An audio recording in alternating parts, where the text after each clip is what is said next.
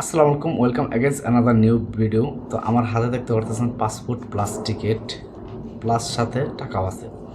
আসলে আমাদের প্রবাসীদের কপাল এতটাই খারাপ, যারা আসলে হাতে টিকিট, পাসপোর্ট হাতে, তারপরে হচ্ছে টাকাও পকেটে, তারপরে আমাদের দেশে যাওয়ার ইচ্ছা হলেও দেশে যেতে পারি না। এর কারণটা হচ্ছে যে দেখেন, আমি হচ্ছে শারীরিকভাবে খুব অসুস্থ। 15 দিন একটানা জ্বর, ঠান্ডা, শরীর ব্যথা, নানান সমস্যার কারণে কিন্তু আমি ভিডিও দিই নেই এতদিন পর্যন্ত। অনেক দিন পর ভিডিও নিয়ে আসছি। তো এতগুলো সমস্যা থাকার পরেও আমি কোম্পানিতে অ্যাপ্লাই করলাম, ছুটিতে যাবো আমি। তো ছুটিও কনফার্ম হলো, সুপারভাইজার সাইন করলো ছুটির ব্যাপারে, ম্যানেজার ডিপার্টমেন্ট ম্যানেজার সাইন করলো। দেন আমার ছুটির ব্যাপারটা এইচআরে গেল। তো এইচআরে যখন গেল তখন আমি ভাবছি যে আমার ছুটি তো কনফার্ম, 100% কনফার্ম। তো আমি টিকিটটা নিয়ে নিই। তো টিকিটটা আমি নিলাম, নেওয়ার পরে তো এখন আমি ডিসেম্বরের 26 তারিখে যাওয়ার কথা। তো এখন হঠাৎ করে আমাকে ফোন দিছে আমার ডিপার্টমেন্ট ম্যানেজারে, বলতেছে যে তোর ছুটি ক্যান্সেল হয়ে গেছে। আমি বললাম আমার ছুটি ক্যান্সেল হয়ে গেছে, তার কারণটা কি? তখন বললো যে আচ্ছা, জানুয়ারির থেকে 2025 জানুয়ারি থেকে কোম্পানিতে অনেক নতুন কিছু রুলস আসতেছে বা কিছু কাজও নতুন আসতেছে, যার জন্য এইচআরের থেকে ছুটিটা ক্যান্সেল করে দিয়েছে। তোর গেলে পরে দেশে তোর ফেব্রুয়ারির পরে যাইতে হবে।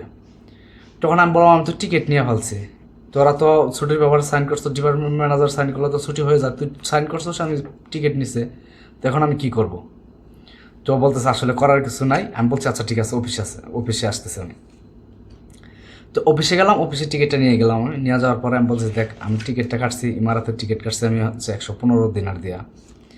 তো আমি যদি এখন দেশে যদি না যাই তাহলে কিন্তু আমার টিকিটটা ক্যান্সেল হবে, আর আমি একটা লসে পড়বো আমি।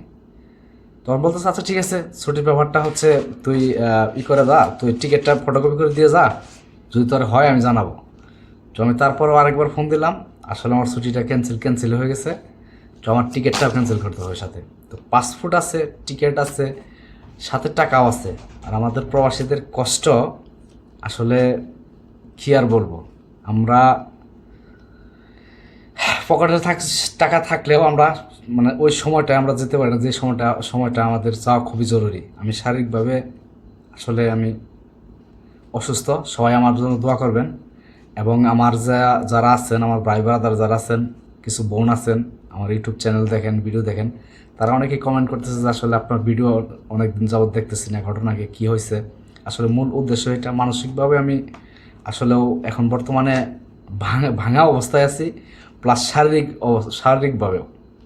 তো দোয়া করবেন সবাই, ইনশাল্লাহ দেখা হবে নতুন কোনো ভিডিওতে। সে পর্যন্ত ভালো থাকেন, সুস্থ থাকেন, সুন্দর থাকেন। আসসালামু আলাইকুম।